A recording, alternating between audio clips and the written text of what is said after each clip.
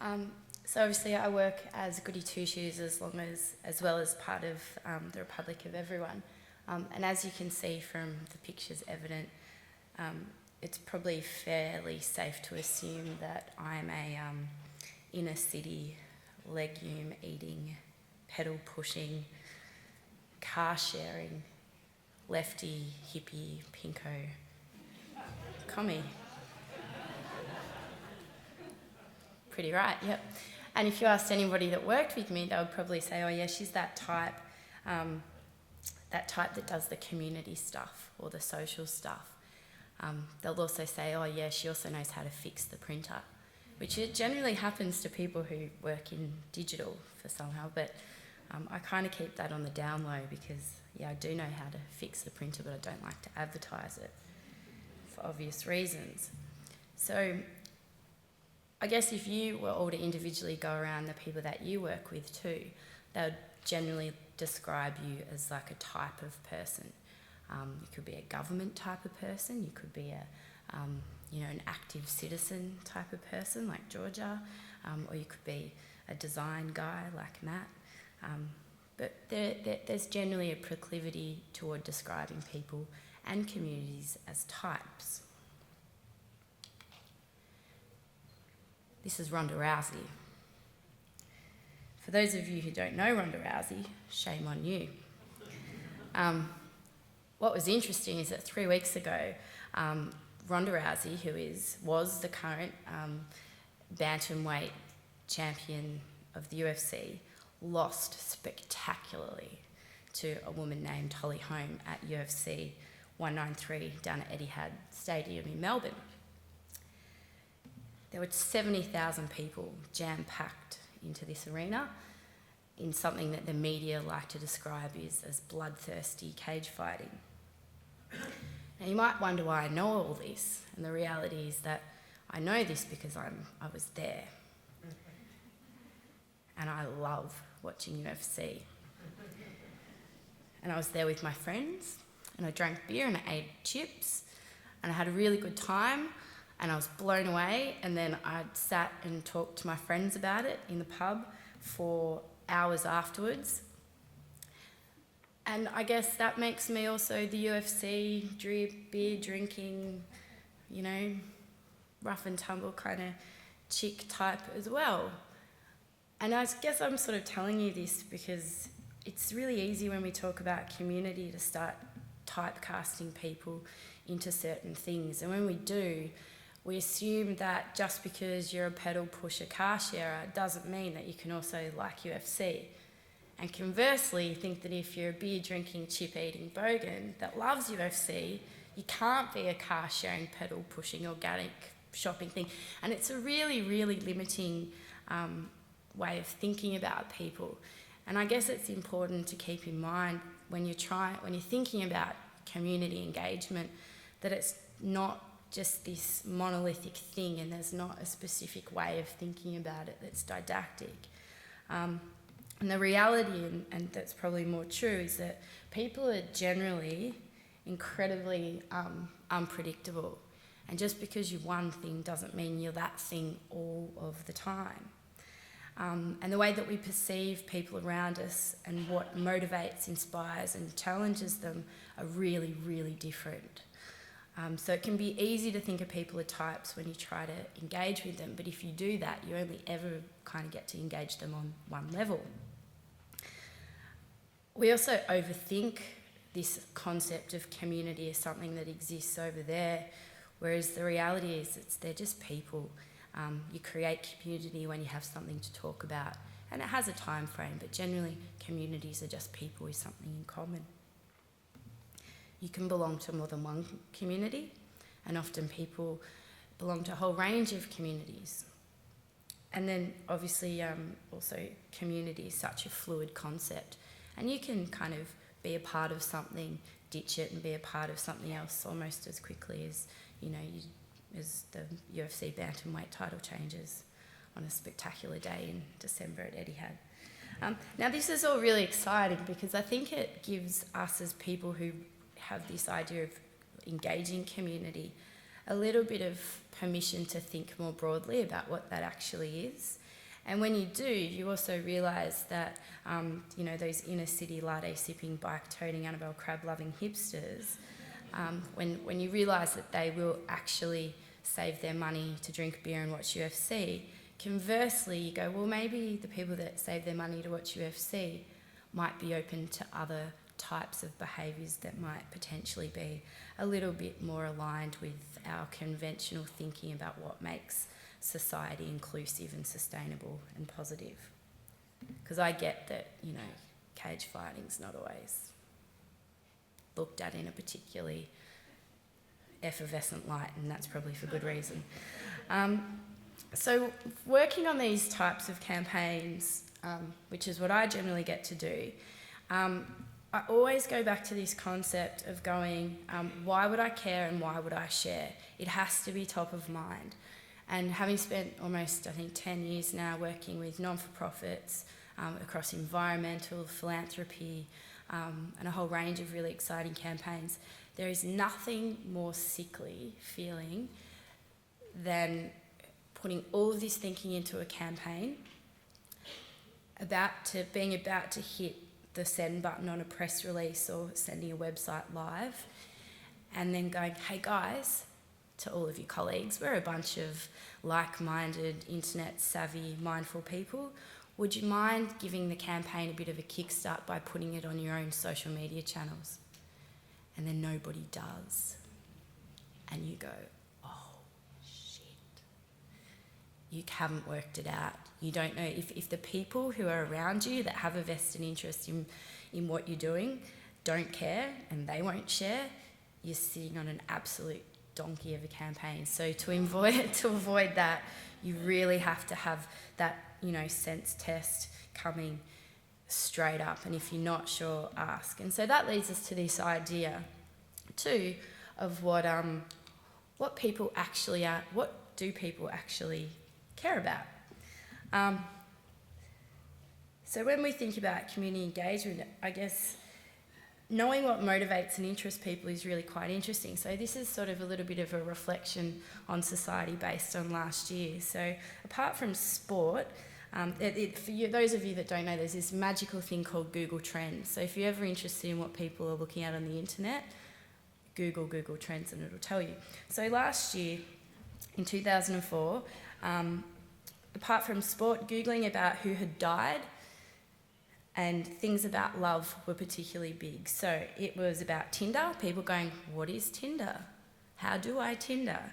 Jennifer Lawrence, the World Cup. Chappelle Corby was huge, pancakes, and also, interestingly, how to kiss was one of the top trending topics on Google. And it stands to reason, because I guess if you were to jump onto Tinder, hook up with Jennifer Lawrence or Jared Leto while watching the World Cup, you'd probably want to avoid eating pancakes with Chappelle Corby, right? So hence why people are Googling this stuff.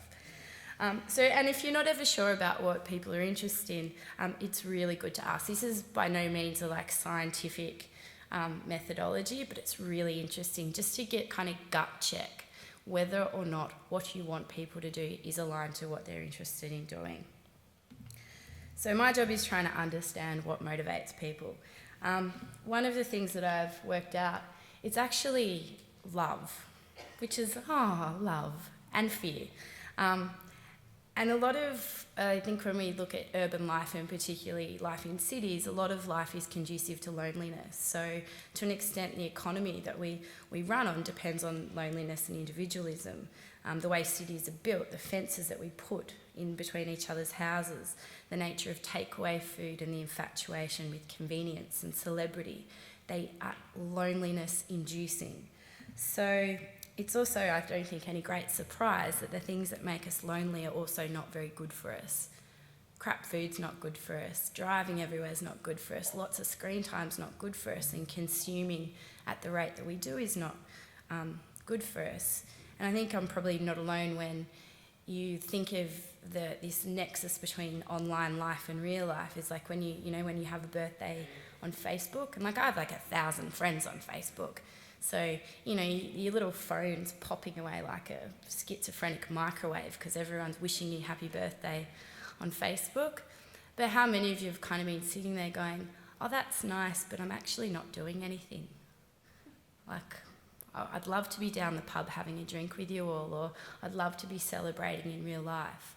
So there's this kind of, I think, this kind of sentiment that the internet is only as good as it is for getting people off the internet and doing real things. So how do you do that?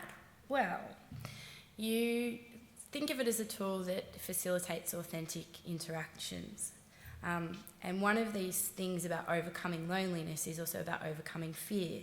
And when you don't feel afraid, you have the courage to try and imagine new things.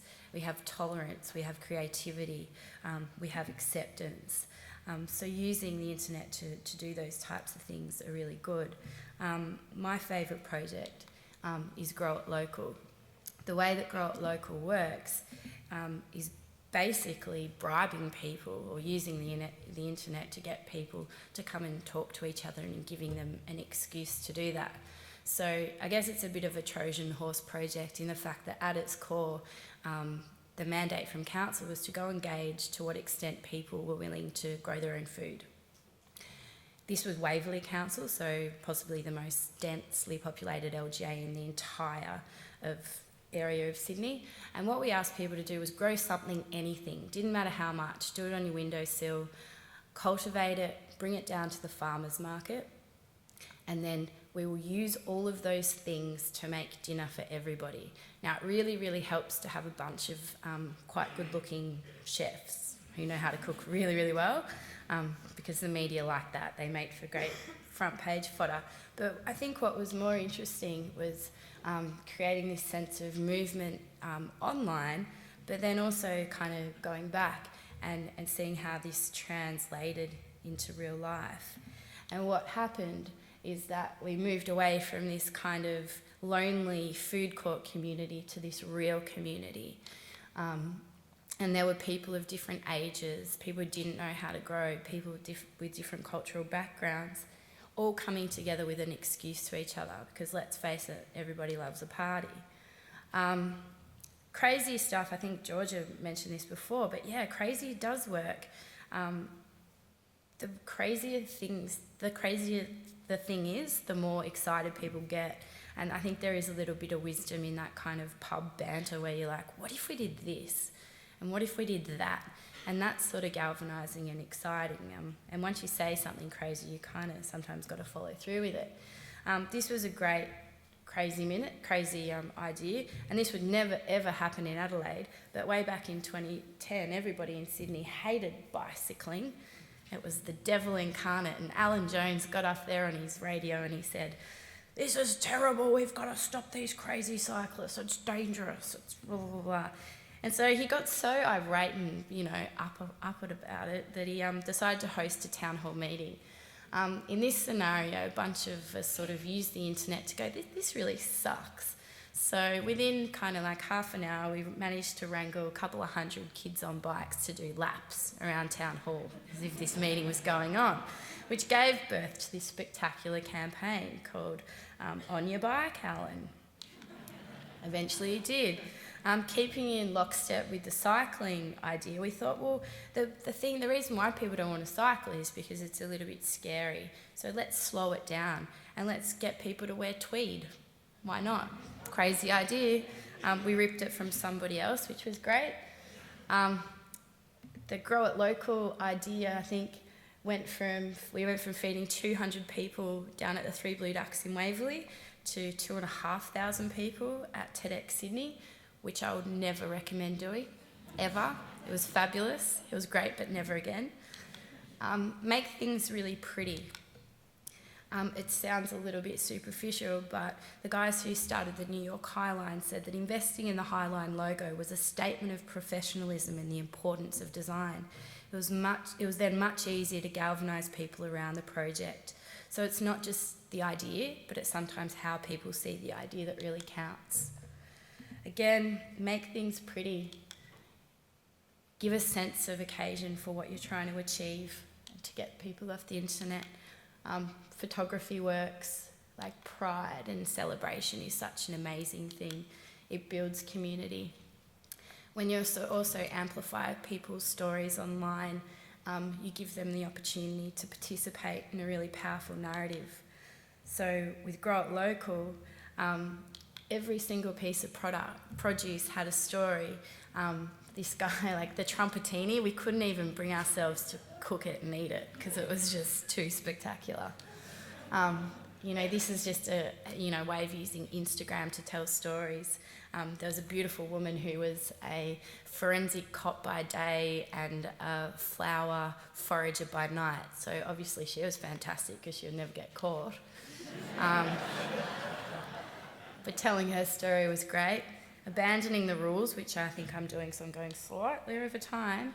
Do odd things, put things in strange places. This was a guerrilla photographic gallery that we inserted into a dead space in Sydney, not because we had permission, just because we thought it ought to be there. And then we kind of bribed the government too. We had 2 press releases ready to go, one saying, City accepts remarkable gift from artists, and the other one going, City looks gift horse in the mouth. So they obviously went with a positive story, and then they gave us a $30,000 grant to do it again. Woo. Activating a space. So that was Costa living my fantasy of 80s gardening aerobics out the front of Town Hall in Melbourne, because why not?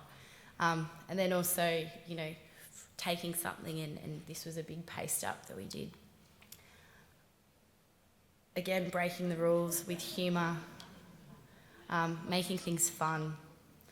This is the Trojan horse of fun. What the hell? Gardening, composting worms. If I knew it was all going to get in, I would have never have let it in. So there's sense in jamming all these really serious, scary ideas into something else, and you also don't even have to talk about the politics and things, but if you can end engagement and bring people together with a party, you can't go wrong. So thanks. I'll leave you with a little bit of wisdom from Ed Gillespie, which is a nice way to live. Thank you.